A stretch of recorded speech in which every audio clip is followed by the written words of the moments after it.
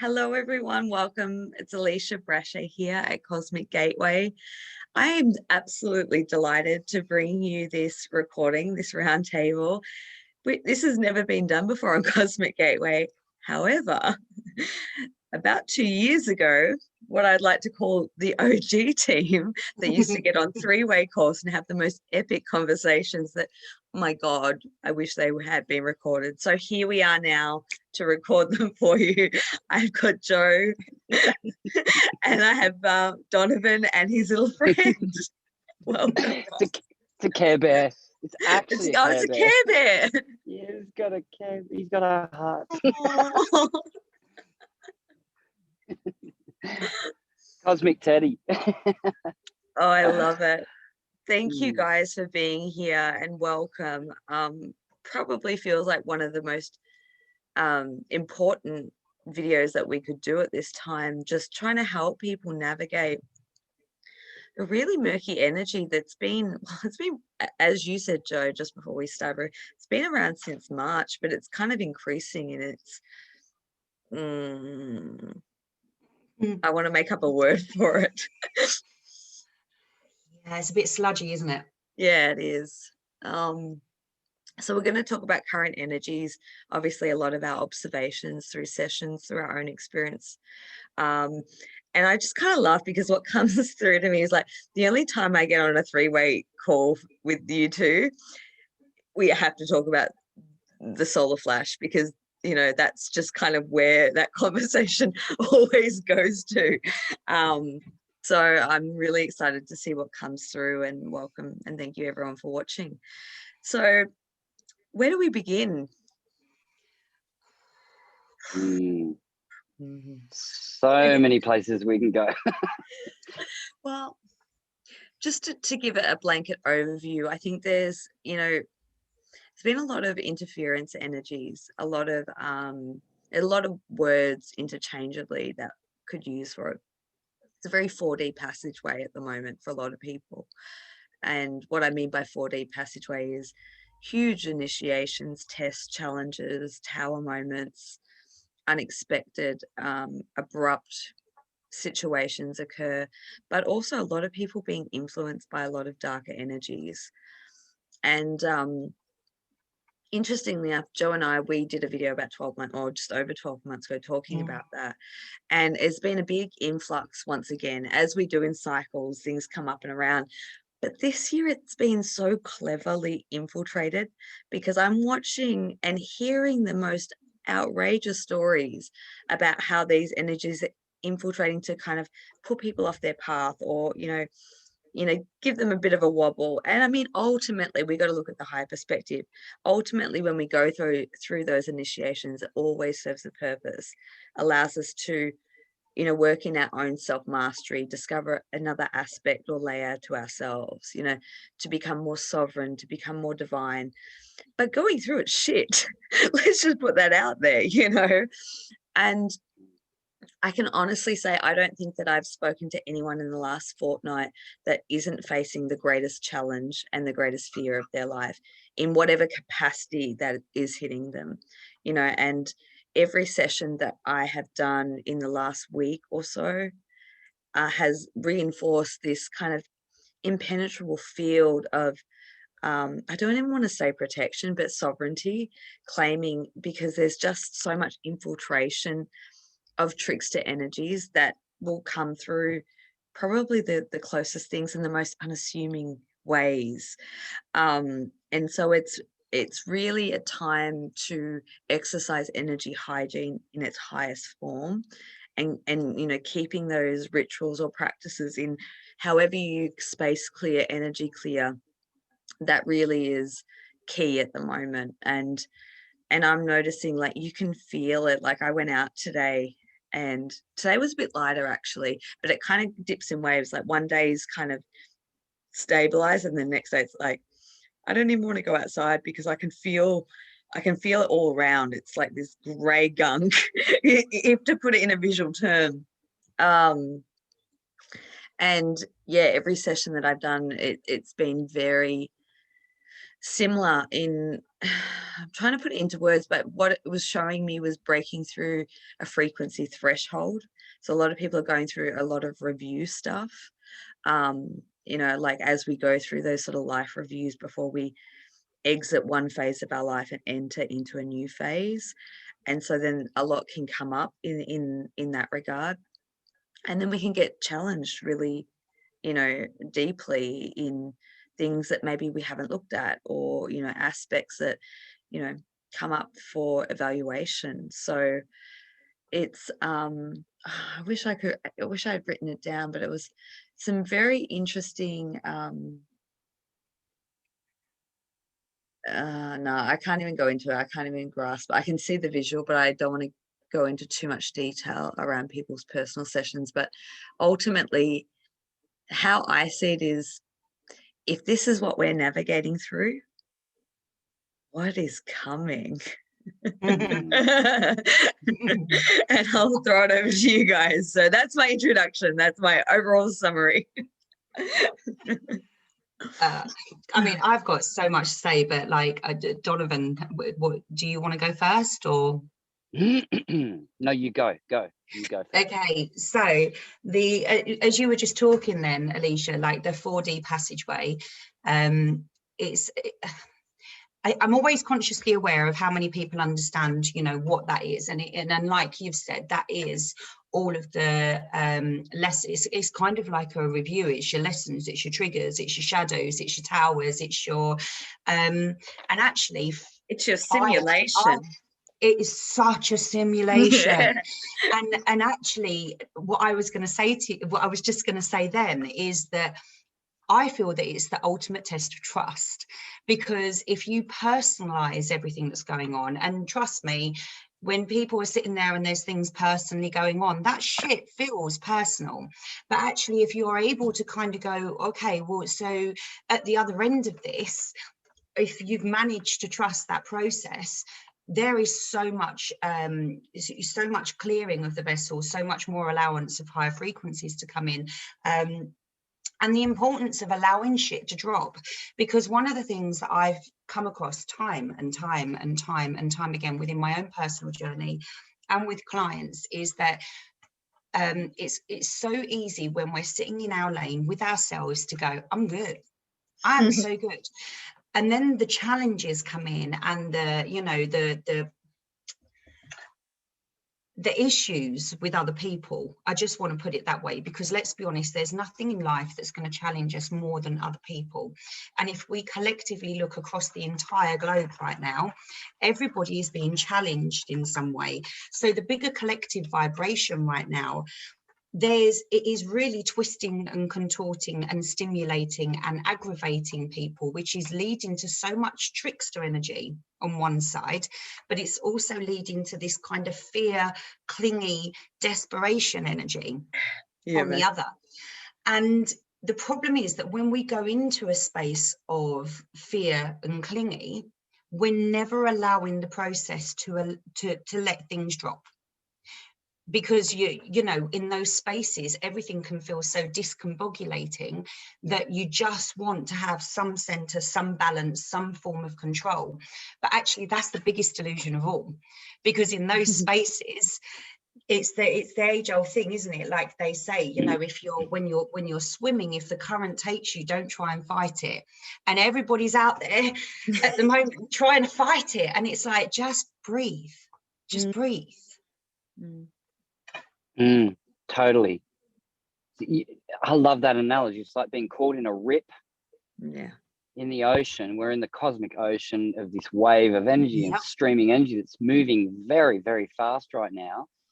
And the more you resist, the closer you get to drowning in it. And they always teach you, if you get caught in a rip, relax, conserve your energy, right? So clear your energy, conserve your energy, and go with it until you can get further out and come around the other side. If you try and swim against it, you're going to drown, basically. That's the truth. And Aussies all know this because we grow up in beach communities and we all go to the ocean, and that's one of the first things we learn is how to not drown in a riptide. But yeah, I agree. And you know what just hit me? I don't know, this always happens with you guys really quickly. When you said, Joe, passageway, we're in the birthing of a new world right now. We are. And if we think about birthing, we're literally in a cosmic fallopian tube right now, moving down. So we're moving down to where we can find our spot to attach, right, to the source energy, the mother, to birth that new world. So it's a let's face it, the journey down the fallopian tube is got to be like this infinite journey of just like swimming against the current, like we were just talking about, right? So you got all this natural fluid, right? But if you think of it on a cosmic level, it's like I've got to navigate this journey to get down to where I need to be, so I can attach, and then I can start to expand and grow what I came here to do and to incarnate as. And it's just, I don't know what saying about the birthing. I just have to, because I can't remember where I heard it, but gosh, that it really, really goes in with what you were just saying, Donovan. I heard this thing once that says about, you know, a baby and the birthing process. Obviously, you know, irrespective of how you can do breathing and things like that, it is a painful process. But from the baby's perspective, I heard this thing once that actually when it leaves the womb, that's all it's known at that point, and it's going through this painful squeezing process to then be born. But the baby isn't aware it's going to be born. It just knows that it's going through this really painful process. And as you were just saying that, I was like, wow, yeah. It really is the ultimate. I remember saying this about a few years ago, talking about how understanding why babies cry, because there's this loss of being connected to source. Because you incarnate and then all of a sudden you're like, what is this place? And then grieving the loss of connection to source. And that's what, you know, babies cry, from most of them, from the moment they're born. And it's like, what is that? And it is like they're grieving, you know, that they've been in the cosmic fluid, this safe, nurturing, all beautiful, loving space. And then all of a sudden, the harshness of the 3D reality that they get born into is like, whoa, this is, oh my God, like a shock to the soul, you know? But so that came. And can I just jump in there just quickly, because I'm so glad you brought this up, because I had been hearing for about a week this repetitive kind of line of cosmic rebirth is happening right now. And that can take place in like in our individual lives of going through a rebirthing process, which is always painful, you know, because there's the death process to be reborn. And so we have to grieve the loss of our old self and a lot of components that were a part of that. But I will share this because the very specific information came through in a session, and it kind of took me back, and I was like, what? And it's come back to me now. So I hope it's okay that I share this. But as I was seeing through this threshold, the words were given to me around not going through this threshold, being reborn, but not going through the river of oblivion. And the river of oblivion talks about the process that babies go through when they incarnate into a third dimensional. So they come in as a soul, have all that knowledge and wisdom, but then as they pass through the birth canal, they pass through the river of oblivion, which wipes their memories, yeah. And so what I was getting is that as we pass through this, it's more important than ever to pass through this process remembering who we are, because as we move on to the other side of that, yeah, right. And then it took me, and you know, when you go down those, like, and then you get any piece of information, then you go down a rabbit hole because you're like, oh my God, and da da da da da. And I remember a lot of teachings around Thoth talking about how going through the dimensional shift, it was really important to create a strong energetic field or Merkaba to retain the soul memory so it didn't get wiped. And I was like, and then that came back to me. I was like, boom, boom, boom, boom, boom. And it was like, okay, we need to talk about this because this is important right now. And I think so many people are going through it consciously and unconsciously. And I just want to say as well that sorry, Donovan. Yeah, sorry, Donovan. No, keep going. Keep going, Joe. I just want to say that for me personally, and again, I can only ever talk about my gauge on the energy, what I'm seeing in, you know, the consistency that I'm seeing with clients and things like that. But the one thing, well, there's a lot of things that's coming up for me. That's a lie. There's not just one thing that I'm observing, but one of the things that I'm observing is the tests. And when you're talking about the remembrance, you're talking about holding on to the sovereignty and all of these different things. There's so much that's happening with that. But what I'm also observing is people getting some really spectacular tests.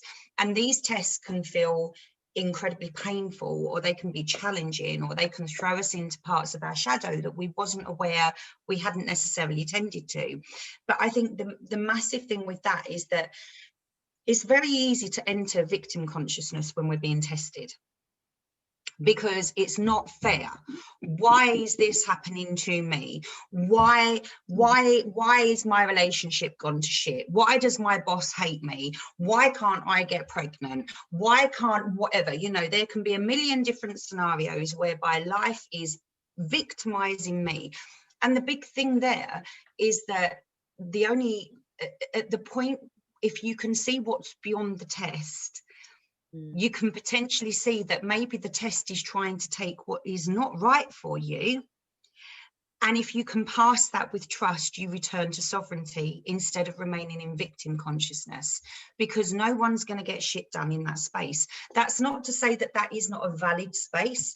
And that's where we do the work and we do the clearing of the vessel, and we find the shadows and we own our stuff and we clear the past life and we remove the traumas. But if that's happening in somebody's life and they are not doing that work, and they're sitting there saying, but why me, over and over and over again, you're missing the opportunities to truly start to embody these higher frequencies. Because again, in fear or desperation and clinging to what we believe should be, you're missing prime opportunities. Well said, Joe.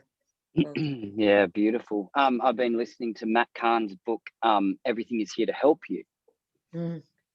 And that's sort of pretty much what you're sort of expressing there, Joe, is keeping that wider, that remembrance that you're saying, Alisha, we've got to continue to remember and keep the remembrance strong. If you keep a wider radar of awareness of what you are truly, divinely, your sovereignty, you can't actually fall into victimhood and go, why me? Why is this happening? Whatever, because you're on an expanded level of reality that you understand. It's not, this incarnation is not just one life. It's the culmination of so many lifetimes that I've lived, not just here, but throughout the cosmos, right? And it just, if you've got that expanded awareness, you actually can't help but see that everything that is happening, like, think of creation, right? Creation, and then the polarity, the duality and polarity of all things in total balance. Darkness and challenges and tests, it wasn't designed to hurt you, like, right? Because everything is designed to expand, to grow, to evolve in order to know, for creation to know itself. So if you're going through the test and you're getting caught in it, it's what I've personally felt is, yeah, we all get stuck and we go, fuck, you got me again, right?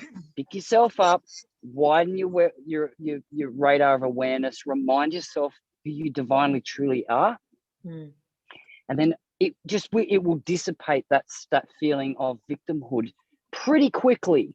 No matter how bad or who you are or what your story is or what you're going through, is keep working on that. Hang on, but if I remove the body, I remove the personality. I remove what I am in this incarnation. And remember, I'm a soul in a body. I'm not a, well, the body is contained within the soul. I am both, but I am not just that. All of a sudden you go, oh, hang on, that's right.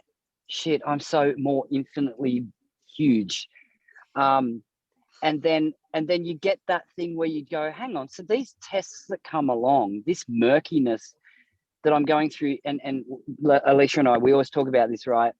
Micro journey, microcosm, macrocosm. What's happening to me personally in my own journey right now is a little reflection of what's happening in the collective on a macro level. And then being able to see it's actually it's pretty freaking amazing and beautiful how it works, because no matter what it is, whether it's considered negative or positive, you just see all this stuff mirrored back to you. And then micro is macro, macro is micro. And what you start to do is you go, wow, I feel really blessed to be here on this planet right now, because, well, number one, when I remember I'm a soul in an incarnation, I chose it. Right? I wrote the contract. I wrote the script, everything. Yeah, I wrote the script. The people, the places. And I love what you're saying there is when you said about, there's two things that I'm just like, one, when you said about if you forget the personality, if you can take the personality out of this, and this is what I always try to say to people, and I sound like an absolute alien, and I can't apologize for that because I am. So if you take the personality, you said it so much more beautifully than I've ever said to clients, out of it, that equally means you're not taking it personally, because the personality, what we ascribe to this journey, what we decide belongs in this journey, is from the personality of this one fractal of our entire existence. And everything is filtered through our lens of experience. And again, when you said whether that thing that happened was positive or negative, that's a choice. Even if it was shit, we can choose to go, God, that was shit. And I do it. That was shit. It was hard. What the fuck just happened there? Give me a bit of time with it. And with that bit of time, see the bigger picture and turn that perception of good, bad, light, dark, whatever, into the positive of my soul journey, as opposed to my personality's journey. So I love that, Donovan. Thank you. Yeah. And just to roll on from that, sorry, Alisha, but shout out to Dale, because I was listening to Dale's last video last night, and when he started talking his higher aspect stuff, he mentioned that I actually think the dark is really important because it's the catalyst. And if we think, right, if we think about everything great that you've ever really done or achieved is usually come from some kind of catalyst that made you go, no, I don't want this, I want that experience, you know? And it's usually the most painful stuff that causes us to go, no, I want to desire more intensely something greater, and then we move towards that, you know? So I've always said that this planet is designed to give polarity so that people can choose with their free will the experiences that they're going to have and how they're going to grow. And unfortunately, most lessons are learned through opposite. If you're here to learn self-love, and you choose a family that's going to adore you, and friends that are going to adore you, and relationships where you're going to be bowed down to, how are you ever going to return to self-love? Perfect. That is so accurate. It is so true. Everyone, you know, in our circles complains about the bloodline family they were born into. Like, oh my God, they're so difficult, and they're so unawakened, and they're so stupid, and they're taking the, anyway, I won't say the thing, but right, and I can't talk to them, and all they want to do is trigger me. It's like, yeah, guess what? You chose that because they're playing their part beautifully. Without the polarity, you wouldn't be learning the the lessons in order to expand into the fullness and remember all that you are. So yeah. I remember one of my teachers, you know those gems that always stay with you in your head, in your mind, and you come back to and you go, oh yeah. And the purpose of relationships is growth and evolution. Yes. 100%. Relationships are designed to be challenging, to evolve and grow you as a soul. If you're having harmony and balance and beauty all the time, how are you ever going to evolve beyond that?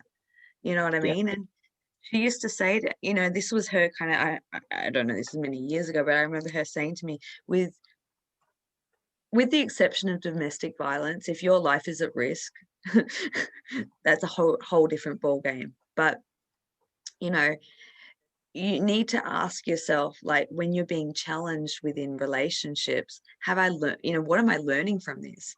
Have I learned everything from this? Is there more that I need to grow from?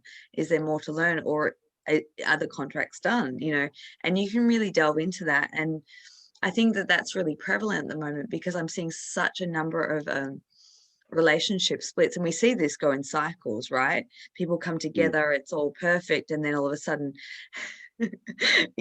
things start to rise up and it gets challenging. And and then I think over the last you see those cycles that come up, and that's generally in soul agreements. I see when people are sort of switching around again in partnership. Oh my gosh, like, as you're saying that right there, I mean, this could be like 4 videos in itself, just talking about relationships, because let's be honest, I think that, we understand that we've got contracts with people, right? And we're able to understand that, I could spend time in somebody's company that will trigger me for 7 years flat. But once that triggering is gone, if there's literally nothing there, there's no backwards and forwards, because everything is an energy exchange. Every single encounter that we have is primarily an energy exchange. And if you're able to work out what that energy exchange is, it gives you a good idea as to where you're based at in that relationship, etc. But for me, I kind of look at people that their contracts are something different to what they're aware of, or their contracts are fully broke, or their contract was, for instance, not supposed to involve 2.4 kids and a picket fence. And they will push like idiots to have, and that's not a judgment, but the thing is, if it's not in the contract and you push him, you are not trusting your divine self, you are not trusting your higher purpose, you are not trusting all of those things. And the more you push, they're sitting there, your team, your higher self, and everybody's sitting there going, what are you doing? Okay, well, we'll block it here. No, because in my world, in my experience, in my desire of what I think it should look like, as opposed to what I'm contracted for, what my growth is, this is what I want. So I'm going to go through any means possible to get it. And it is such a process of showing that there is a lack of trust. That it is such a process of almost like leeching energy, as opposed to just being in the free flow of it. And people just panic when things come to that natural space of closure, almost like, but then what? But then what will life be? And it's like, but if you can open yourself to the vast beauty of what is, as opposed to what you believe it should be, then what is an infinite ocean of opportunities. And yet 100%, you are pinning yourself to one small outcome that you perceive is your destiny. And that's, where's the sovereignty in that? Yeah, sovereignty is infinitely huge, and control and pushing and resistance is infinitely tiny, small, limited. But there's a thing in Vedic astrology that they call life missions, and it's about what you're here to master, right? What your soul has come here to master, and this is saying, like, very much what you're saying, Joe, is actually it's your purpose is in your pain.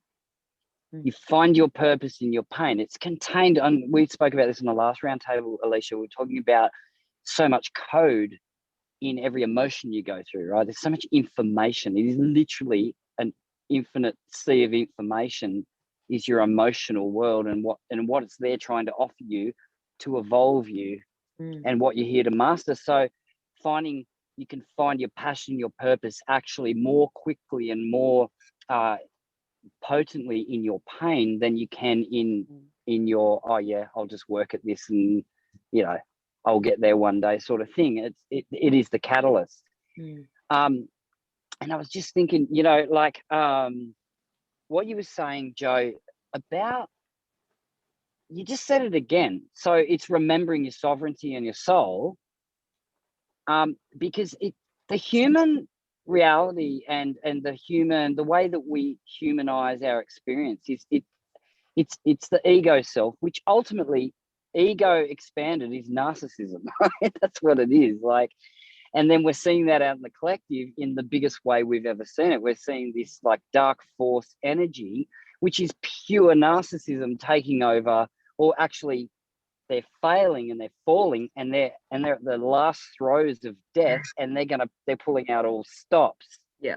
You know, and then what steps forward is the ultimate narcissist. We're gonna, you know, like they say about politicians, I'm going to hug you and tell you you're a great person. I'm looking after you while I'm stabbing you in the back. You know, and that's the trickster energy as well. But the funny thing is, it's all the fool's journey. The trickster is the fool, and the fool is the entire tarot journey of the soul. So and that's what I think I experienced. The universe wants you to experience when you come to Earth is actually to have fun with it. You know, it's got all this, like, as a trickster, like there's so much to be experienced. And again, it's remembering where the fool, that you're on the fool's journey, you're on the hero's journey, and you can't fuck it up, you can't get it wrong. It's just your choice as to how you're going to experience it. Yeah. You know, but it's ultimately about, our incarnations ultimately are here about evolving the entire everything out there, whether you believe in a multiverse or one universe or whatever, you know. So it's like, just, yeah, again, remembering that step through the cosmic gateway and like, yeah. So but I think that the moment, like, so for me, the dark stuff that I'm witnessing, the murkiness, the big stuff that came up was the blood moon energy that's coming, and we spoke about this. Yes. Alisha, what can you, sorry, I had a long shift today, but was it the 26th of May? 26, I think. 26. Yeah. So we spoke about the lead up to blood moon energy, and then I was saying to you that back in 2015 we had the tetrad of blood moons. In 1 year we had the 4, right? And that year for me and for many was just ridiculous change on the most cosmic level. And but we saw it collectively, and the shift had happened. And I think I said to you that my experience at that time was, we had the 21st of December 2012, right? And we all thought, this is the end of the Mayan calendar. This is the shift of humanity. This is the awakening, you know, blah, on this day. And then actually my experience in the blood moon tetrad in April 2015, I got this massive download about, no, this is actually the beginning of the awakening. This is the beginning of the shift.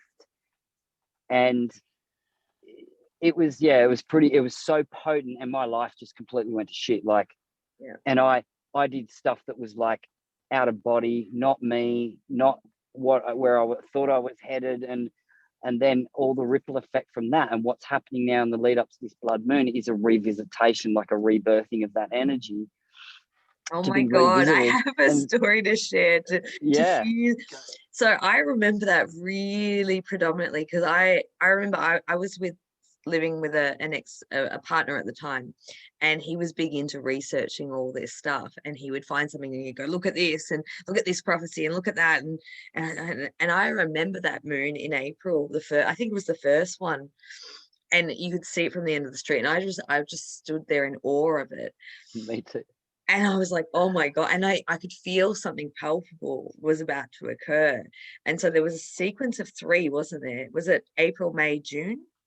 It was 4, yeah, but yeah, it was, yeah, I can't remember, but there was, yeah, it was really quite close together. There was, I think, 3 in a row, and then one with a gap, and then the 4th one, I think, from memory. But yeah, I have to look it up. But in that time, talking about relationships, I was in a relationship at that time, and because my programming said you work really hard to make things work, because that's what my parents did, and that's what my grandparents did, and that's what generation.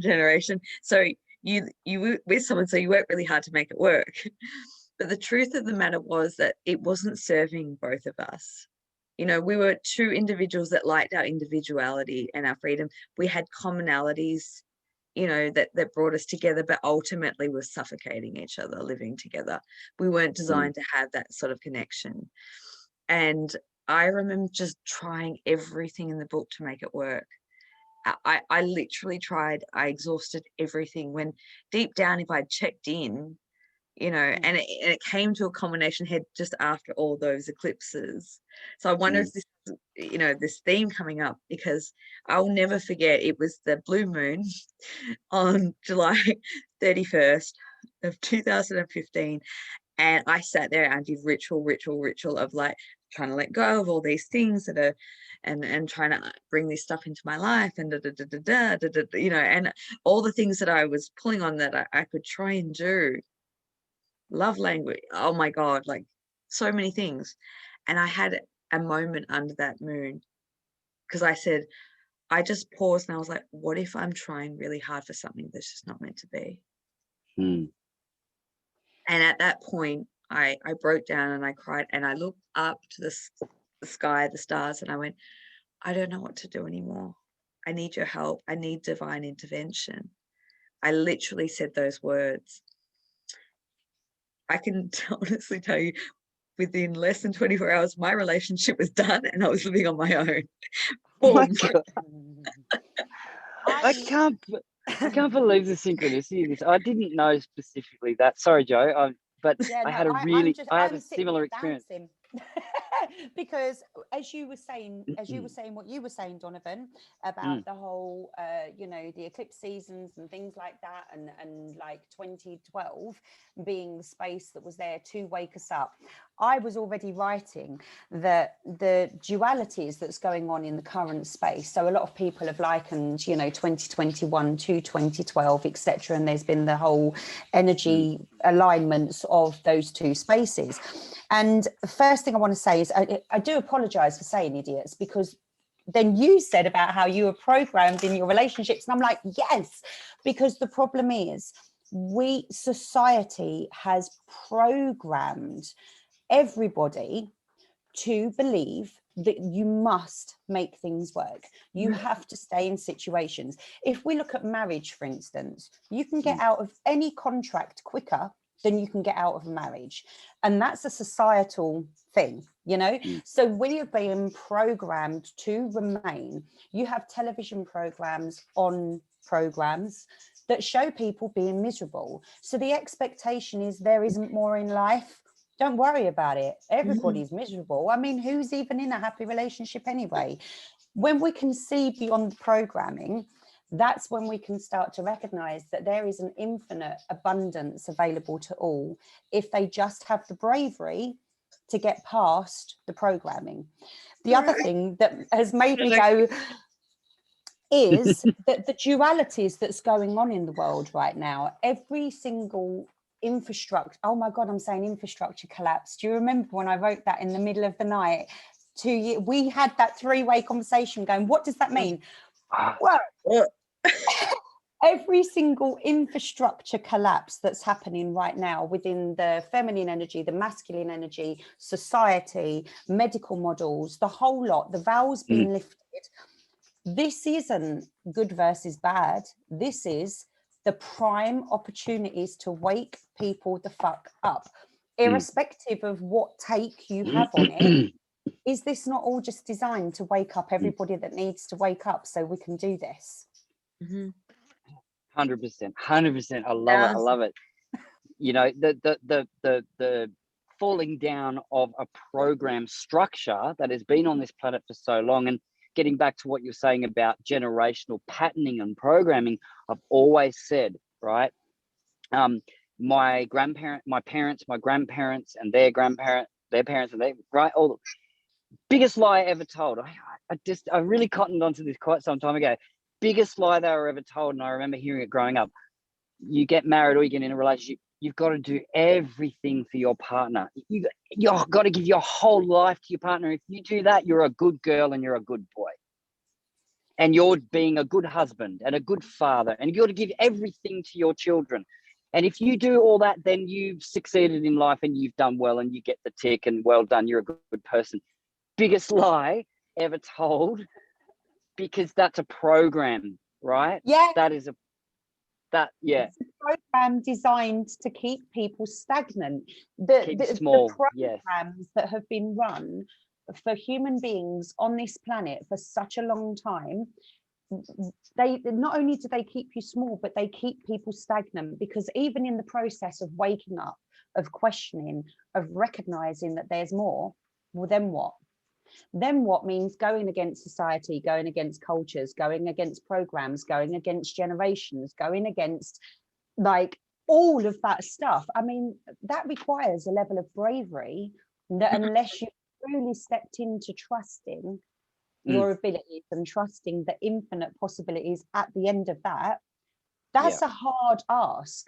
And yet there are people tentatively going, whew, maybe, just maybe, everything that we've been sold isn't what they've said it is. Right. And that segues beautifully into what we were saying about so you were saying about your experience under the blood moon eclipse, Alisha. So, and with you, Joe, what you're talking about. It was just after that, Pat. Sorry, I just want to add in more detail because it's all coming back to me now. Yeah. I had so much fear around giving up that relationship or that ending. I was prepared to do anything to make it work.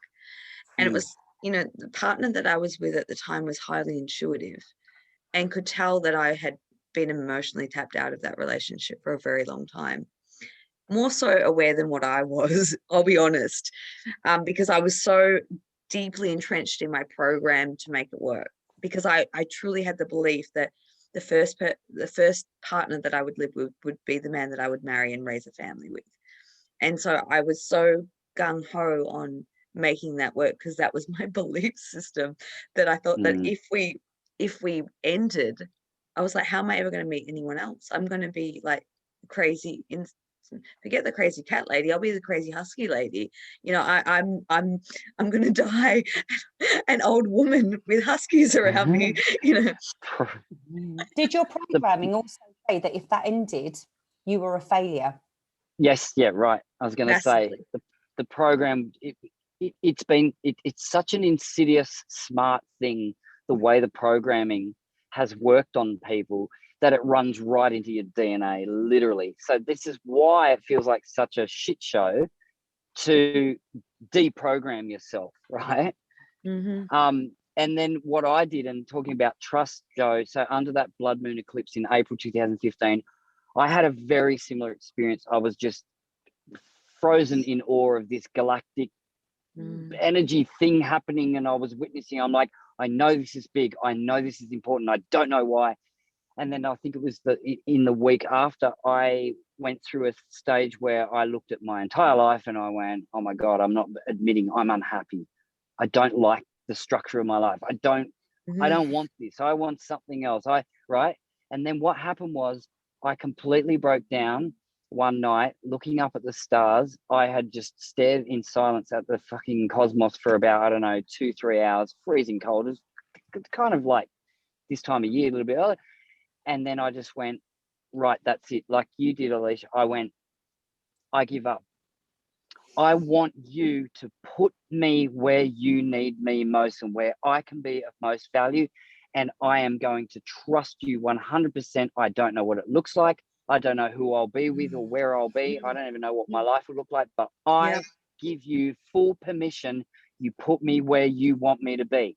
Now, what's interesting is I have learned so much. I've been through so much, right? And like you said, Joe, all contracts are infinitely 8 billion different journeys going on the planet, 8 billion different contracts and dynamics between souls for their own evolution and and expansion. My journey just happened that I was married. That went to shit. And then I had all these other experiences, and then we got back together, and then we apart again and back together and apart. And this is the universe going, yeah, I'm putting you where you asked me you wanted to be, right? Exactly. And I've continued to grow, learn, evolve, and expand. And in the lead up to this blood moon, here I am back with Debbie, right? After many amazing experiences. And yet I know that this relationship right now, as it is the greatest thing for my most expansion and evolution, even though it's been hard. You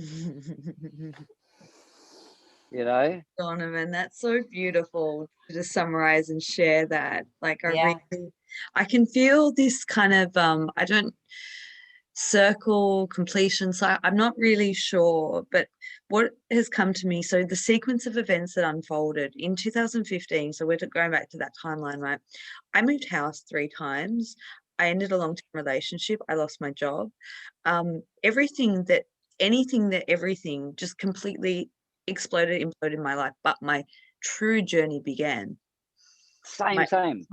Because like you, I kept saying, put me where I need to be. I'm here for my mission, and I will do anything to fulfill my service to humanity. And I was saying that on a daily basis, over and over again. Put me where I need to be. I am here to serve at the highest level. I'm listening to you guys, and I've all of a sudden thought to myself, hang on a minute, where was I in 2015? In 2015, my marriage was dead and I was living a lie. I was sleeping on a mattress in my disabled daughter's bedroom because it was so dead for the last 6 months of that. And then when we hit 2016, it fully ended. Everything just and then within that first glorious 6 months of like which people often get in certain dynamics, everything went to shit. And I can remember, sorry mum if you watch this, I can remember living at my mum's, and my mum, me just sobbing. I mean, I was sobbing every single day. I felt so dead on every level. My mum looking at me and saying, the thing is, you just need to find what makes you happy, don't you? And I wanted to stab her, because I thought, well, if only it were that easy. So when we sit here and we say about, you know, it's hard, but try to find the light. Trust me, this doesn't come from somebody that's had easy experiences and not sat in that dark. But what she said really played on me. And I did exactly what you guys have done. Eventually, when I got to the point where I realized that I had no sense of purpose, direction, or anything, I was just hurting, I just went, okay, I give up. Yeah, I'm going to go to where I need to go. And from then, everything has just shifted. So 2015 seems like quite a catalyst point, right? Well, it's really interesting because there was such a sequence of events, but I had this desire to begin the very humble beginnings of Cosmic Gateway back then, which was under a different name, and I was given a name. And I knew very little about that name, and I knew that it was something that I had to explore. I'm not going to talk about the name here, but later have since uncovered so much more about the name actually being a being, one who holds very important significance to my journey now, that I realized that I had no idea. And that name came through in that year on 8/8. On 8/8, I did a guided meditation, and that name came actually through to my father. And as of a week ago, that energy has come around me for the very first time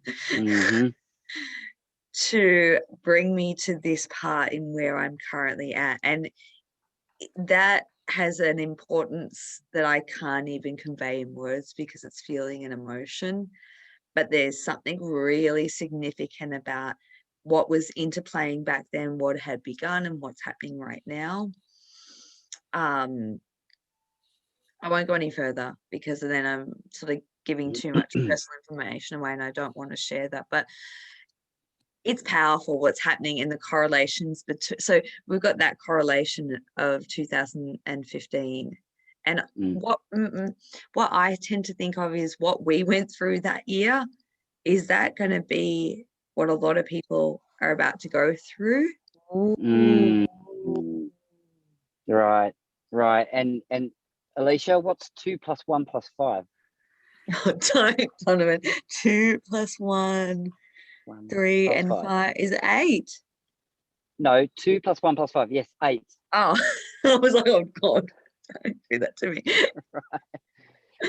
So 2015, right? So yeah. Oh, So, yeah, right. go, because I want to talk about Lionsgate and how that relates to all of this. It's really interesting. Oh, that was an 8th So in anniversary essence, year. So it was an 888. Correct. You know that. Huh. Oh, don't you love those boys? That 555 kicked my ass this year. I'm not even gonna lie.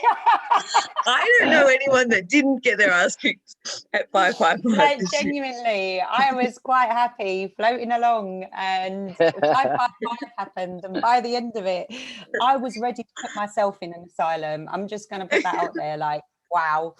If the 2015 thing that kind of like was either the starting process of shift, or we were in the massive part of shift, I'm kind of wondering where that is in relation to a lot of people that may well have been feeling that at the beginning of all of the C word that's happened in the globe, that kind of almost magnifying issues or problems or things that people need to work on. Because where there's been lockdowns, there's nothing like being locked down to see what's really going on. You take all the distractions away and you get a real true image of what's been going on. So again, I'm not saying I approve with lockdowns, but if we look at the positive impact it could have had, I'm wondering, with you saying about, is that what a lot of people are going to be going through now? How many magnifying glasses have been shone on people? And that's going to also impact and lead to the processes like of what happened around that time as well. Yeah. The thing that occurred to me, I heard the other day about the UK, and I was thinking about your lockdowns, and I was thinking about when I was living in London and meeting all these English men, and the culture there is you knock off work, you go straight to the pub, you drink till 11, you come home and your wife makes you dinner. This is how a lot of these British men live, right? Well, that was my sense of it anyway. And I think you probably agree that there's a large percentage of the population that's how they live, right? And I thought to myself, so after their entire lives as adult men, basically not avoiding their wives, avoiding their relationship, avoiding their kids, and spending all their time with their mates at the pub, right? And then all of a sudden, bang, you shut down the pubs. Shit. Yeah. I'm at home. I've got to face my kids. I've got to face my relationship. I've got to face my wife. And is it no wonder that domestic violence went through the roof, right? Well, of course. And I think, mental health has as well. But I think I think I said some time ago in another recording that these lockdowns almost feel as though they have impacted the masculines more than the feminines, because a lot of girls will stay in touch more naturally than men will anyway. And if we look at what we're unable to do as opposed to what men were unable to do, there wasn't sports, there wasn't the gym, there wasn't going out with your mates, there wasn't going to the pub, there wasn't, so many distractions have been taken away from this masculine structure that it's interesting to see the shifts that the men are making, and I salute them for that. Massively salute them for that. A balancing up effect as an outcome of the lockdowns, where if you're now faced with your wife, you've got a choice. You can either go into, I hate you, I hate this life, I don't want this, blah, blah, blah, and you have to face how you're feeling. You're actually having to face how you feel about yourself and about your relationship.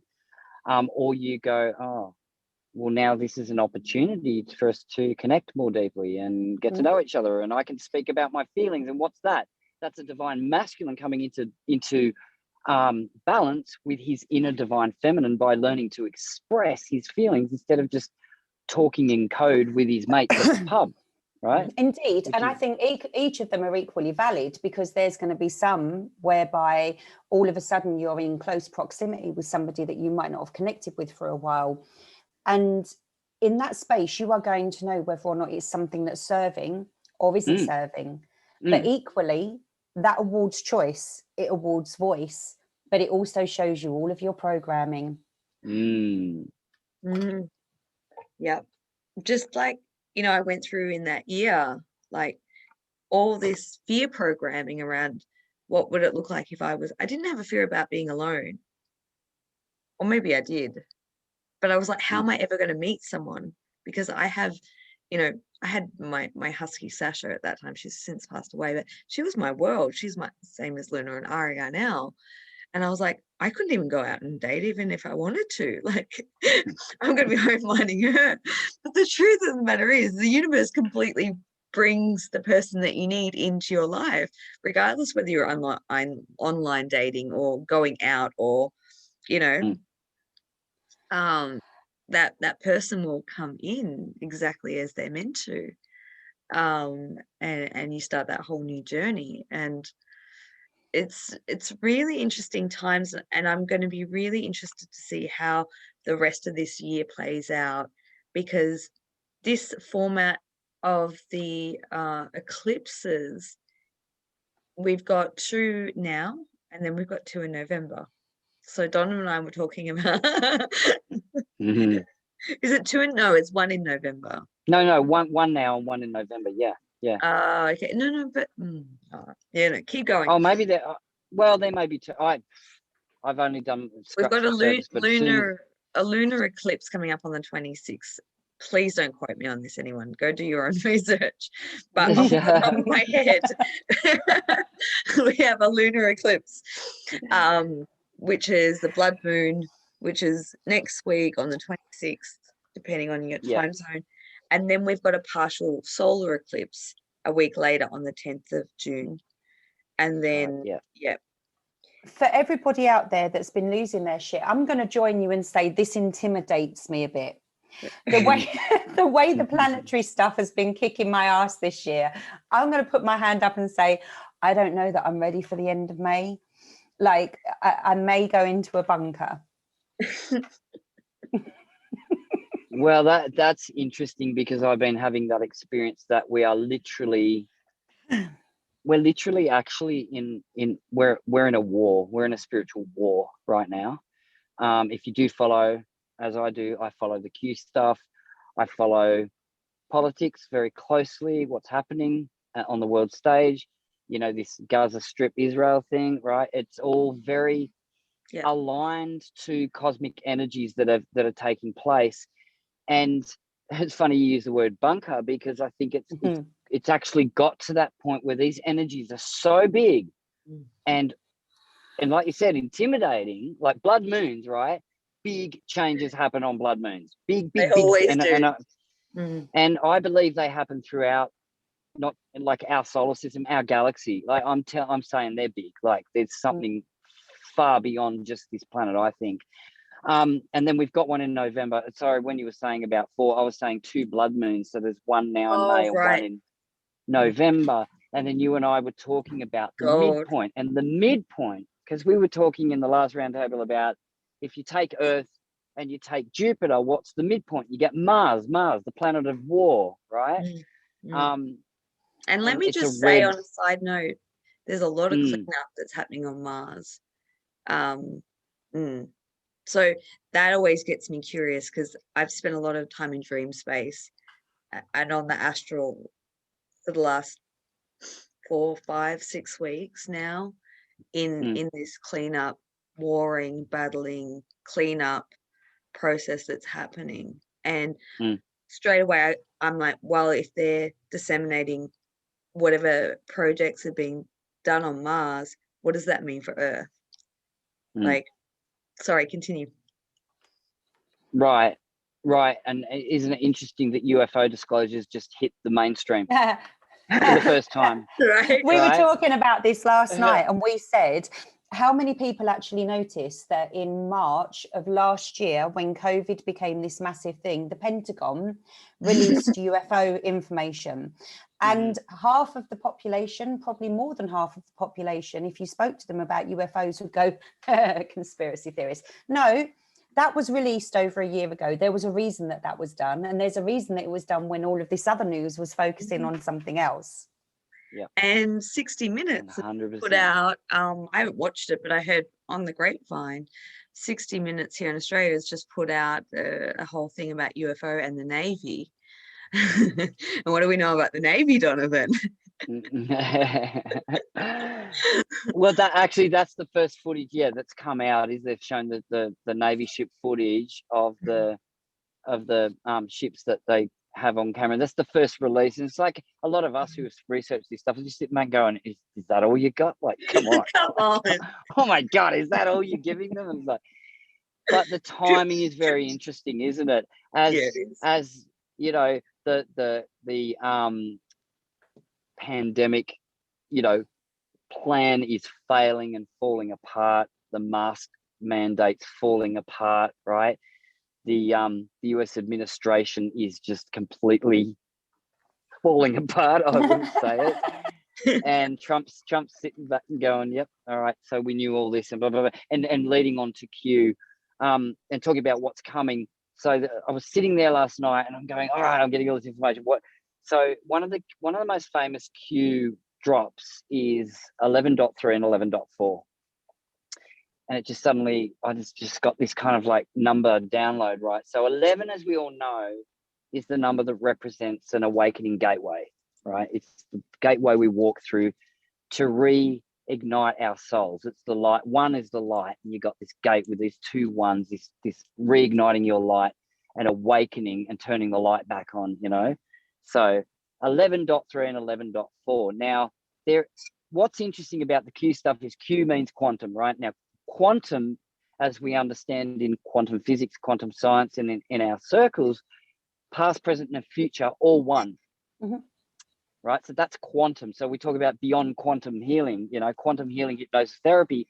We go into a space where there is no time. Everything's connected to everything. So that's why we can travel future, past lives, or now. It really doesn't matter. It's all part of the soup,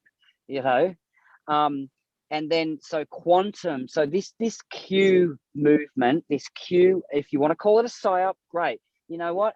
PSYOP, psychological operation, doesn't matter. As far as I'm concerned, it's a good one because it's awakened people. It's helped people understand what's been going on the planet, what this structure you've been living under, how you've all been struggling through this structure that was put upon you that you now want change. So collectively we want this change. So this Q, they talk about that the Q drops are spoken in quantum language, right? And what it is very much like Project Looking Glass, where they've been able to see the future. And what they did with the Q drops is they actually spoke about things starting in 2017, having already seen what was coming and describing it to the letter as to what we're seeing happen now. And it's so beautiful and it's so gorgeous and so quantum. Right, so we get 11.3 and 11.4. Now, 11.3 originally was related to Kevin Kleinsmith, who's one of the corrupt Russia collusion hoax people, blah, blah, blah, in Congress and all that. But in the FBI or CIA. But anyway, that's not what the download I got was this. And what I was leading to was the quantum language. And this is apparently how the Constitution was written, the US Constitution by the forefathers, that they spoke in quantum language so that it couldn't ever be messed with. Ultimately, it would ring true. It could never be fucked with because it's quantum language. So it's language that actually is cosmic language. It's fully encoded. And the way it was written for the time so that it couldn't be destroyed at this time now by the way that it's written. There's a guy that explains all that, and I've only just touched the surface. But by being quantum, what I'm saying is, right, so past, present, and future all one, right? So what they were doing in talking about 11.3 and 11.4, at first, a lot of people who decode Q stuff is they're like, oh, that's November 4th. That's right, the day after the election, right? And there's another famous Q quote, election day +1. Oh, that's 11.4, but nothing happened, right? And everyone's going, but some things happened the day after the election. It was like the whole uprising is like, oh my God, there was all this stuff, stolen election, whatever. And then there was 11.3, which is the election date. If you look at 11.3, is 3rd of November, right? And then there was these abbreviations of people's names, 11.3, Kevin Kleinsmith and others, right, in gematria. And then other things you could look at 11th of March and then 11th of April. And these things happened in this year on the 11th of March, the 11th of April. So what we're getting in a quantum language is we're getting triple and quadruple meanings using the same code. So what that explained to me, and I got this download, and again, a lot of people that decode this might go, oh, look, we thought this, and then we realized, no, it was something else, and we thought this was going to happen, and then it was something else. And it's also breaking down the ego and sorting out the wheat from the chaff. So the people that wanted to become all these disclosure famous, give me money, I'm the guy, come to me, I know what Q means, I can decode the whole thing. And a lot of them got sorted out because people just went, okay, it didn't come true. You said all this stuff's going to happen, didn't come true. And they lost all these people that followed and stuff. Anyway, so where I got to with 11.3, 11.4, last night, I got given a download that showed me 11.3. 11.3 equals 5. 2021 is a 5 universal year. 11.4 equals a 6. 2022 is a 6 universal year, right? But the way it is the 11 and the 3 represents communicate, speak, write, right? So tell the people. 11.4, 4 is grounding it, making it real, bringing it to earth, show the people. And this is what a lot of the quantum language that QS says, like, you can't tell the people, you got to show the people. And what we're witnessing at the moment in the world is people are waking up, not because they've been told the conspiracy theory, they're seeing it and going, hang on, I don't think it's conspiracy because that's actually happening. Anyway, sorry, that was a rant and a rave, but yeah. The fact that you've started talking about quantum as well. So obviously, you know, I do BQH sessions, and the one overriding theme since lockdown, so we're going back over a year now, or since this whole pandemic thing happened, that massive overriding thing has been people clearing up from ancient civilizations. The level of phenomenal beings that have been around before Christ, that have been around in Lemuria, that have been around in ancient Egypt and helped the pyramid system, that were part of Atlantis. I've got goosebumps all over just saying this. The amount of phenomenal people, and some of them have been so acutely unaware in this lifetime, and they go into a BQH and they're like, whoa, I'm with Jesus, like, I'm starting to think that I can start texting him because he's coming through a lot. There is so much clearing that's been happening in those spaces for people to Have you got his number? Because I would like to text. I'll speak to you after. but there's been so much colossal amounts of trauma that's been stored, and I find it fascinating that this is all being cleared now in preparation. Yep. And like I say, it gives me goosebumps, and I feel very privileged to be in those spaces. But like, with some of these people may have come round time and time again and been holding this, but it's only now that they're getting the call. They don't know they're going in and clearing it, and that's what's happening. And it's just, wow. Yeah, it's so beautiful, isn't it? And I know you're going to speak in a minute, Alisha, because that I know that unlocks a lot for you, because in your sessions you're getting a lot of past life very strong connections. But for me, what you're saying, Joe, is I'm feeling the echo of my soul throughout time speaking to me at the moment. I'm feeling these echoes throughout the universe that just, so when you speak about the time with Jesus and the time in Lemuria and Atlantis and the pyramids in Egypt, and I feel like I literally can feel it now. I can feel the energy of it. I can feel what it felt like to be there. I can feel I can smell the air, right? And it's just it's such a strong knowing. And the thing about it is that's quantum, simultaneous timelines playing out at the same time. It makes sense that people can get into that vibration where they're like, it's all here now, all of it, like past or future, it doesn't matter. And that's why it's so damn exciting, because, you know, and the healing part of it, you know, healing, absolutely. And ascended masters that have walked this earth, that many of us have been literally close to and in contact with, these high vibrational beings, and we're feeling them now. It makes sense. Sense. And we have, as we become more energetically aware of our multidimensional, we can just, it's almost like fine-tuning a frequency, and we're connected to that time, connected to that aspect, connected to all those abilities, connected to all that trauma if it hasn't been cleared, you know. But all it is just a fine-tuning and a focus and intention on that frequency, and you can drop right into it, because it is simultaneous. And I know that's really hard for people to get their head around. It took me years. Because it's not linear. We're not designed to understand quantum with the linear mind. No, but that's part of the simulation of planet Earth, isn't it? That is part of the simulation of the human experience, is that 100%. To make it so personal, and to make it so that this is all that there is, and we have to get it right by the programming of what right is, that we are bound to these experiences. But once you get beyond seeing that we're not bound to these experiences, it's infinite. Yeah, and also Alisha and I were having a conversation about how certain spiritual modalities, right, they evolve and they expand over time, and we were sort of talking about how, isn't it interesting when you look at spiritual modalities and healing modalities over time, they always are in perpetual expansion and going beyond, and then a little more beyond, and a little more powerful and a little more expanded, right?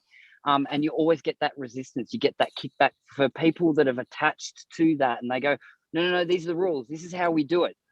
No, that's the way we do it. And I remember I pissed a lot of people off when I did one of my first lives ever, and I came out with this thing, and I just was feeling it so strongly at the time, and I didn't mean to offend anyone, but I just said, oh yeah, you know how there's all these rules about how you got to sage and how you got to put your crystals in, exactly how you got to sit and do your meditation and all that. I said, it's all the fucking rules are out the window. It's all bullshit. Fucking go with your soul. Do what feels right to you. You are unique. You are the universe. You can do it however it works to you, because you are that powerful, and you might expand and discover something new that that no one knows about yet, because you're a divine vessel, you know. And so it's interesting about talking about the human aspect, and how we always want to own, control, and contain, and keep things small and limited. Instead of the natural flow of the universe, the cosmic energy is always in perpetual expansion and motion. Let it expand. Or what if, you know, what if this, what if that? And people who know, who have run through some of my courses, and I'm running courses again, and I'll have new ones coming up, you know, over the next few months, which is very exciting. But people, my go-to all the time is, I'm teaching you what I know and understand as a baseline for what I want you to go and explore through yourself. You should never be, you will never do what I do, because that's not the purpose. You should be doing your soul's expression. Take the loose concept of what I'm teaching you and merge it and meld it into your own practice. That is where the true gift is. Ultimately, I feel like anybody can be inspired by somebody, but you cannot emulate another person, because their experiences, their perceptions, their gifts, their awareness, their frequencies, that is all as unique as our fingerprints. And, you know, that's why you can't emulate another. And I mean, I have the same discernment with you as you, Alisha, because, you know, I've always been so close to you, and you taught me bloody well, is that as far as I'm concerned, if a client says to me, what should I do? I'm never going to tell you what you should do. And I'm not going to tell you your story, because from where I sit, I am then programming you. I don't want to program with you with what you should do or how it should be. I want to empower your self-discovery, healing, and growth.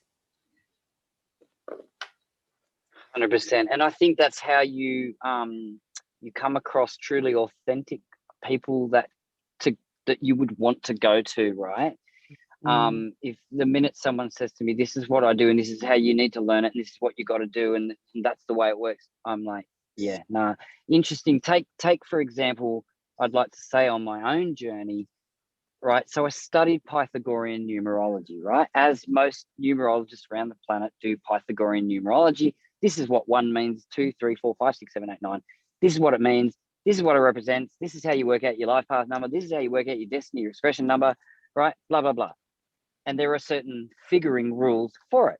So I learned that. That was my basis, right? And then I got on my spiritual journey after the blood moon in 2015. I go on my massive awakening and I start to meditate daily. And because that's what happened was after that blood moon, I started meditating daily and then just everything exploded. And I was getting all this stuff in meditation, visions and all sorts of information. And then what happened to me was I started to experience numbers in a different way, right? Now, there's Pythagorean numerology, there's gematria numerology, there's Vedic astrology numerology, right? There's Kabbalah numerology. There's all these different ways to understand the quantum language that is numbers. And that's great. All of them, I feel, have value, right? But each individual soul will stream that cosmic energy and information differently. And what I can only speak from experience, right? I can just be a numerologist, give you a life path number and go, here's the thing, right? But because I allow my soul to meld with what I had learned, I now do something that I don't know how to describe. I just trust it. And whoever said that just giving someone a reading about numbers in their name and their birth date in their cosmic blueprint couldn't be a healing modality in itself. And to be honest, that's what I'm witnessed. So exactly what you said is so true, Joe, that, you might discover something that works that you're here to do. It's for you to discover that. And you are a unique vibrational frequency and energy. And what's the point of trying to be anyone else? Everyone else is already taken anyway. But and everyone else is already perfectly brilliant at being them. So you're never going to surpass what they are as them. 100%. Yeah. And I've always, I will say this openly and honestly, I'm the biggest critic and cynic of other practitioners because I've worked with so many since I was literally a little kid. And I have a way to one of the things that I like to do in my spare time, something that people may not know, I like to listen to other readers online. Because sometimes I really align with their frequency, and it's not really about listening to what the actual words are. I'm picking up codes and frequency. I appreciate the art of it, but I've always said that I can read a lot about a person that does readings online. I can read a lot about their personal life, and I can say the same about myself because it bleeds through their energy and their story. And you can feel someone's authenticity. You can feel someone's, true gifts and abilities come through. It's a frequency. Doesn't matter what they say, you can feel it. But one thing that I've always kind of said to people, discernment. There's a lot of really shitty practitioners out there. And at one time that would really get me going.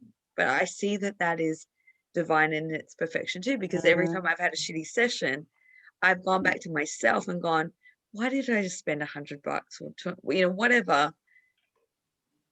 Because I know the answers. That was just a great lesson in having not great experience that reinforced what I already know about my own journey, my own path. I'm just going to put it out there. Like, I can remember, oh my gosh, I can't believe I'm going to own this.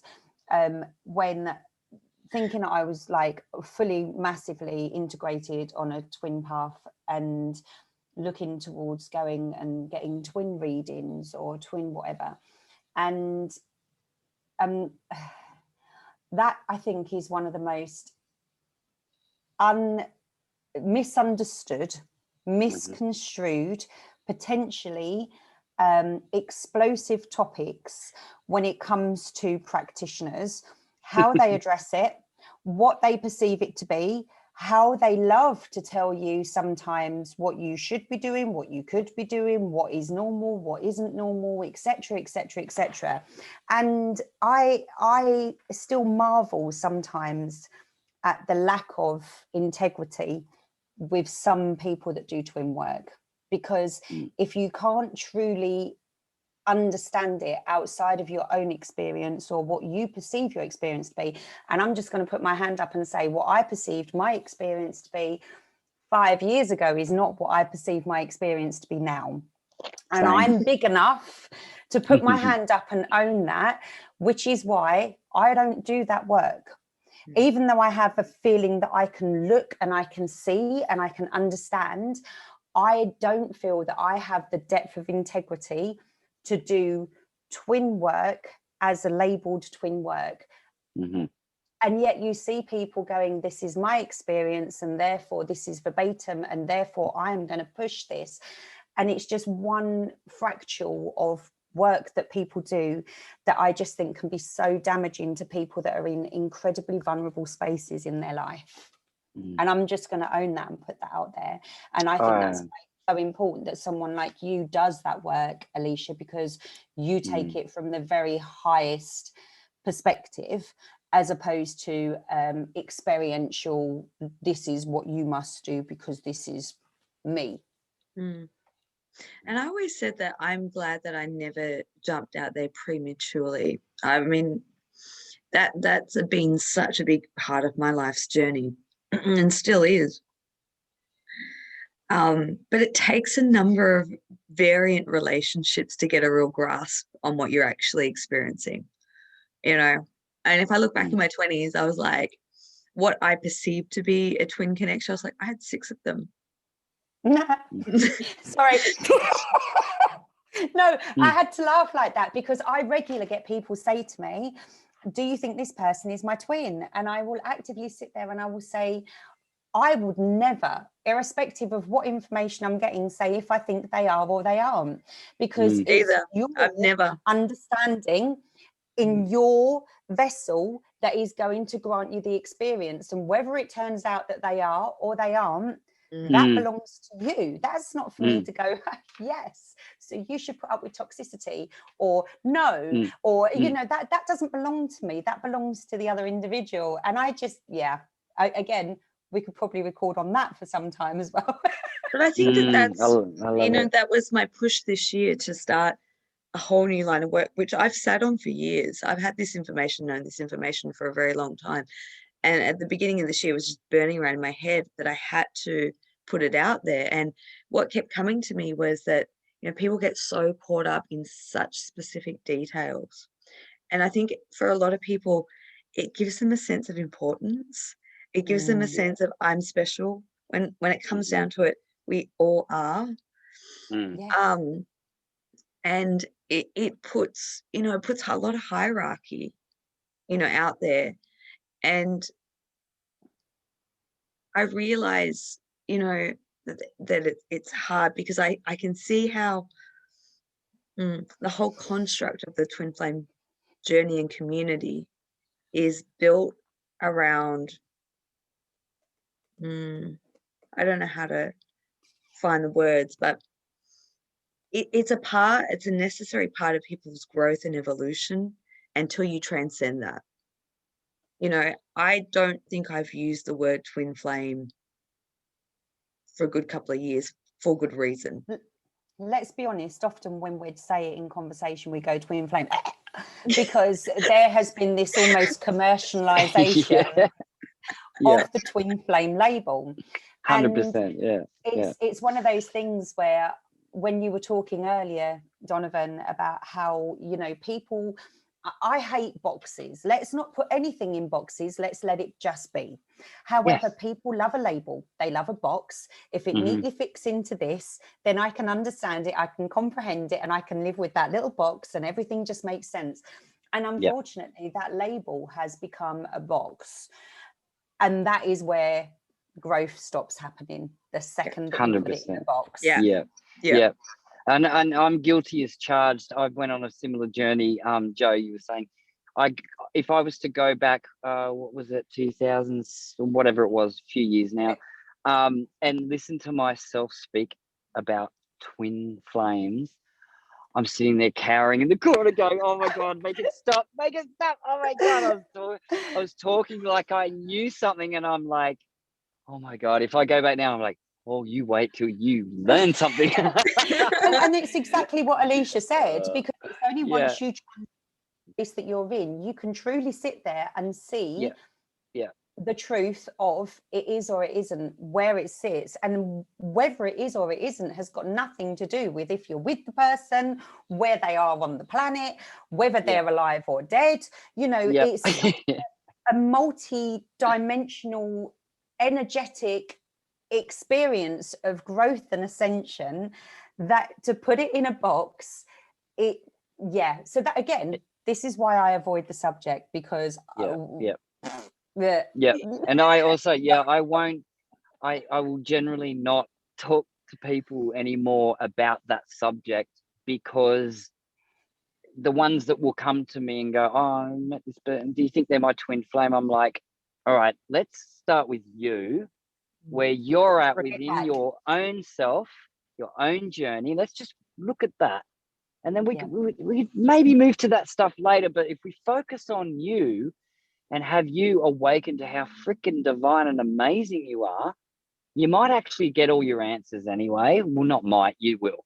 You will, because you've already got them. You know, you wouldn't. I love that. You've already. Right. And it's like, why would you've just dishonored your soul by asking me a question like that? You know, when you are so valuable, you're diminishing what you truly are, which is where we started this conversation. Isn't it interesting? Right.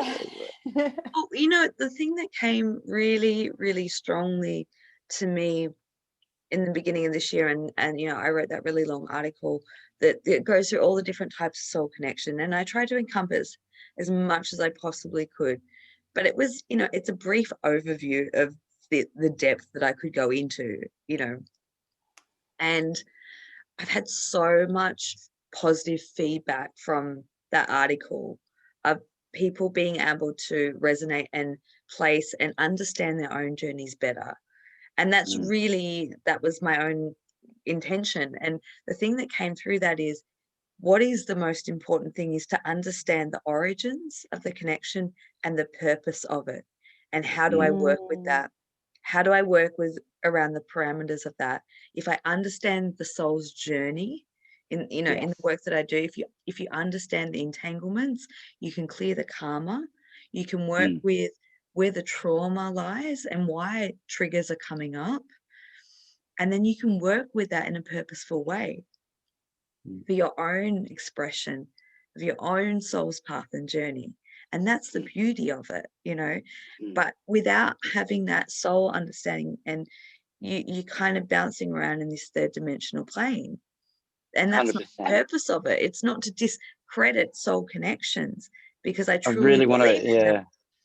I really want to agree with you there. They so really much are. Sorry, Donovan. It's about you. Sorry, it was like your soul's expansion.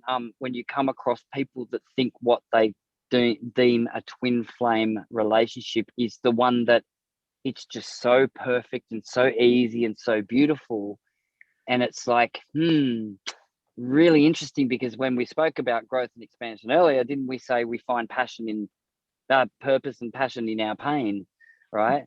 And that's when the catalyst happens, and that's when we grow and evolve. So really, would the highest vibrating connection you ever have in the cosmos, when you come together, would it really just be easy? It's just going to be like a cozy, comfy blanket and not challenge you to ascend in any way, shape, or form. Right. I mean, and it's interesting, isn't it? Because you spoke earlier about the ego, and we spoke about like boxes and how things can be owned and things like that. And when you did that article, Alisha, which you know I loved that. I can remember you reading it to me and me just being like, damn girl. But and can I just not take claim also for that article, because any piece of writing that I do is information that my higher self wants to convey through me. I can never take any credit for the work that comes through me, because I know when I'm in channeling mode, because there's no punctuation or grammar. It's a stream of consciousness that someone else has to edit, let's face it. But I think that there's also, we've already kind of touched upon, within the spiritual community, there are people doing certain different things. There are people that believe it needs to be one way. There are people that will tell people what they should do. And there are also certain things whereby people believe that it's only if you're in whatever space, then you can have this, or whatever space, then you can have this, and that one is better than the other is better. And I just want to kind of say for myself personally, I like to bring it back to that if everything just is, and you can understand what just is in your given space, it doesn't have to be that one is better than the other. It doesn't have to be that a twin is better than a soulmate. Maybe there's a million different reasons why some things might not work out. And actually you get the comfort, the love, the joy, and the celebration of being able to then go through and grow with a soulmate that you couldn't have before, because you've done all of this over there with that. It's the perception and what people choose to attribute to something that puts them in those mindsets that this needs to be this, or that's better than that. But actually everything just is, and that's it really is. And you know what, there's just been such a shift that I've noticed, especially in the last 12 months, of people going as far as they can on that journey in terms of their evolution, and kind of realigning with a high vibrational soulmate to take them through. Anyone who has been on this path or journey, myself included, would say, I wouldn't wish this journey on my worst enemy. It's been fucking brutal. It's not a pleasant, pretty walk in the park, but the truth of the matter is the beauty that comes from the transformation that you go through as a soul, as an individual, to stepping into your gifts, to coming into more of your soul's resonance, and you wouldn't give that up for the world. No, that's it. So there's a lot of gratitude in that pathway. So it's an interesting topic, and one that we could probably just go on for a billion years, but I want to, if we can, just kind of reroute and go back into Solar Flash. The amount of people that have come to me with information, connection, there's just so much cosmic central sun connection happening of late. Everywhere I go, there's this sun energy. I know David Wilcock just did an amazing video talking about the changes that are happening on an interplanetary level, the climate interplanetary change, and how the solar system is going through this, not just Earth. This is happening on a much wider, grander cosmic level. And I think that has to do with a lot of the, in my sessions, honestly, there's been so much clearing of timelines through intergalactic and stellar wars. So you were talking, Joe, earlier about all the Earth civilizations.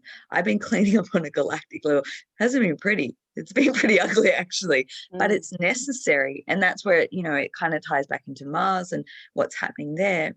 And you can see this sort of purifying of these energies or entanglements that's been happening for eons beyond Earth's even existence, but what's happening through those processes, my work has really changed. There's been a lot of soul retrieval, Akashic record work.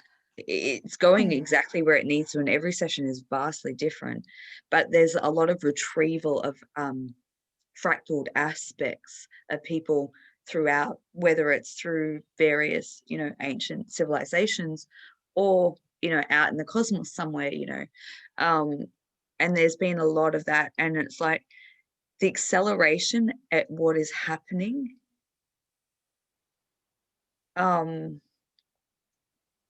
It means something's coming, right? Like that's my mind always goes back down to that, right? But I'm sure Anna's not gonna I'm sure Anna is not gonna mind me saying this, but I had to pause that David Wilcock video because it got to the 2-hour mark, and he was talking about how at the point of the solar flash, there is a possibility of loss of gravity temporarily. And he made a joke about, you know, if you haven't got enough problems going on with the solar flash coming and trying to align your frequencies, people may be levitating in the air.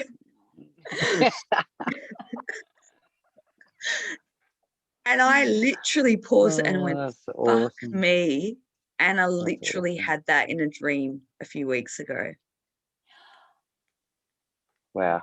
Yeah. Nice. Mm-hmm. I just want to ask something. So I've done, and I always recall this session where somebody was wanting to just check stuff out, do some clearing. And where they went to was a parallel space. Mm-hmm. So in this parallel space, she was in an intergalactic war. She was on a ship. This particular client was on a ship.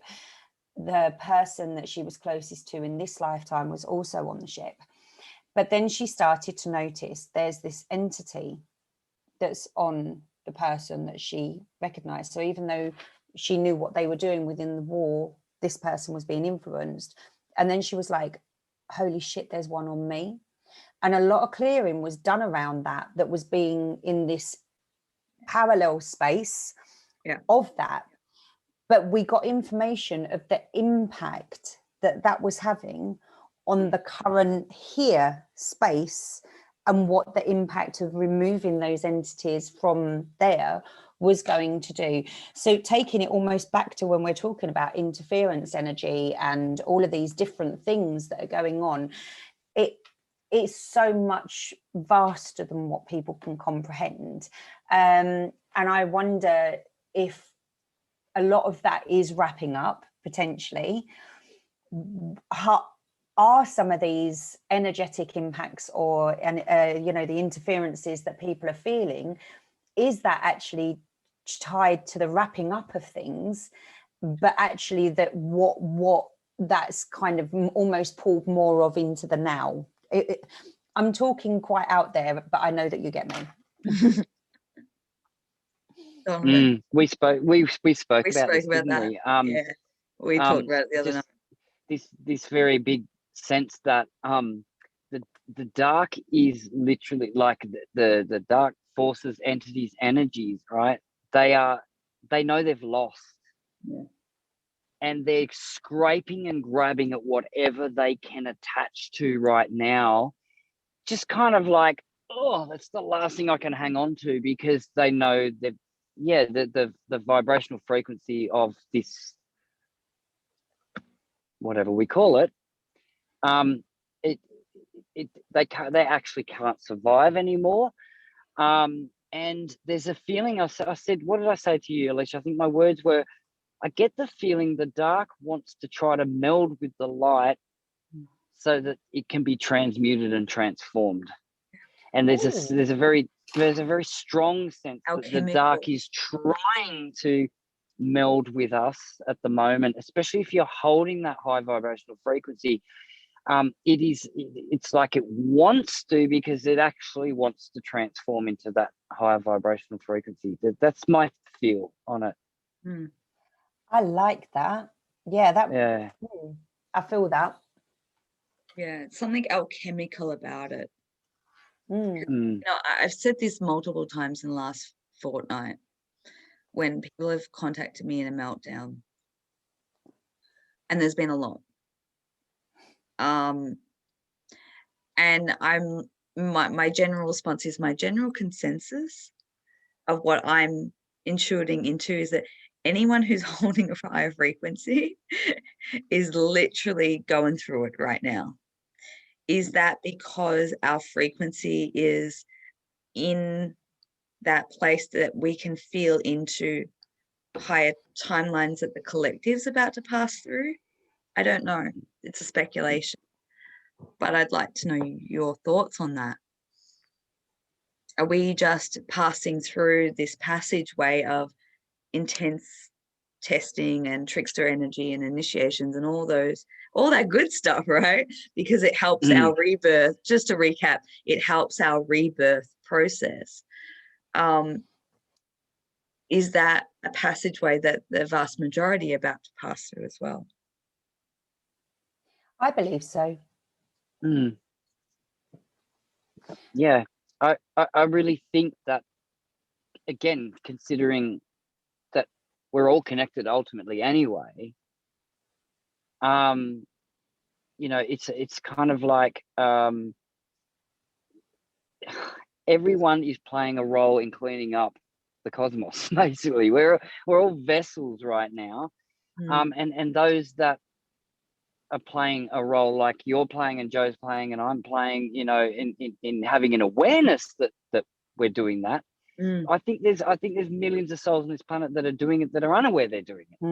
Oh, look, 100%. You know, like, so I can honestly say that, you know, I've only come into these awarenesses within the last 5 to 6 years. And when I look back, I realize it's been happening my entire life. This is not something that's new.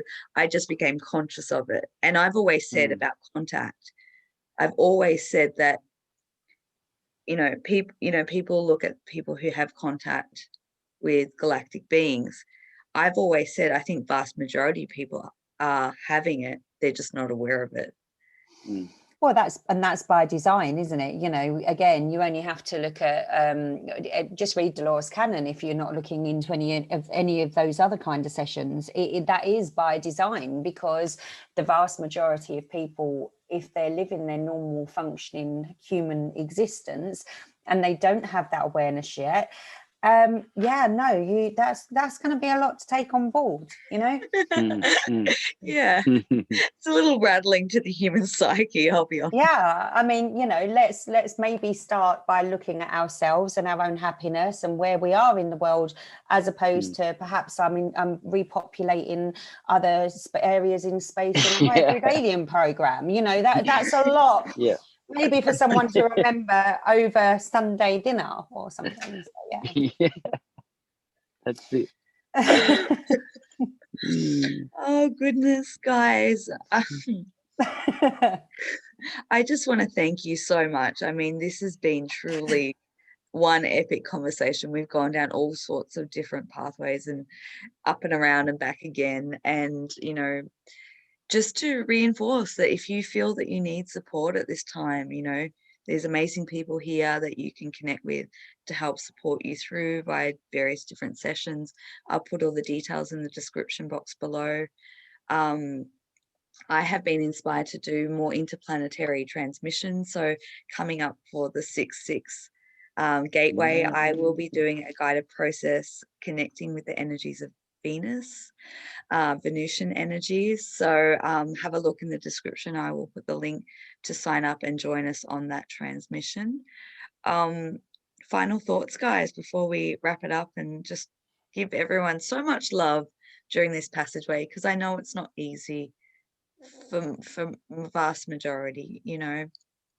And just be really gentle and patient with yourself as much as you can, as much self-care and compassion. And now really is a time to put self-mastery into practice in whatever you've learnt thus far along your human's journey or your soul's journey. Now is the time to put that into action. However, I was just the individual. Yeah, I was just going to say, for everybody out there, irrespective of where you think you are, irrespective of how far you think you've got to go, remember that that's just your thoughts. Keep on keeping on, be true, feel, allow yourself to feel everything you feel, because that's the biggest way to come back to where you are and gauge your own understanding. And don't measure yourself against the words or actions of others, because there is no measuring stick when it comes to self. Everything just is, you know. Beautifully said, Joe. Yeah, I love that. And that's really that's where so many are finding their peace now. In what looks like chaos is just going, well, it just is what it is, and understand that all of you are playing such a unique, special, beautiful role on this planet right now that is probably even beyond our understanding. Like, so, you know, if you can just remember that, then you can feel okay about how your life looks, what you're experiencing, and be completely okay, you know, with yourself and with your pain, whatever it may be, you know. And know that you're also lucky enough to have souls on this planet that are here to support you, you know. So don't go it alone. And anyone that's feeling alone, if anyone listening to this knows someone that's feeling alone, go, you know what, we're all here together, we're all going through this together, and we're all here for you, and we love you, and that's what we're here to do, is remind each other how much we can love each other deeply, and genuinely, you know, on a soul level. So yeah. Oh, thank you guys, thank you so much. Thank you everyone for watching, and we'll be back soon with another update. Until then, you know, just be in alignment as much as possible. Follow your truth, follow your heart, and that will never lead you astray. Until next time, sending much love. Bye.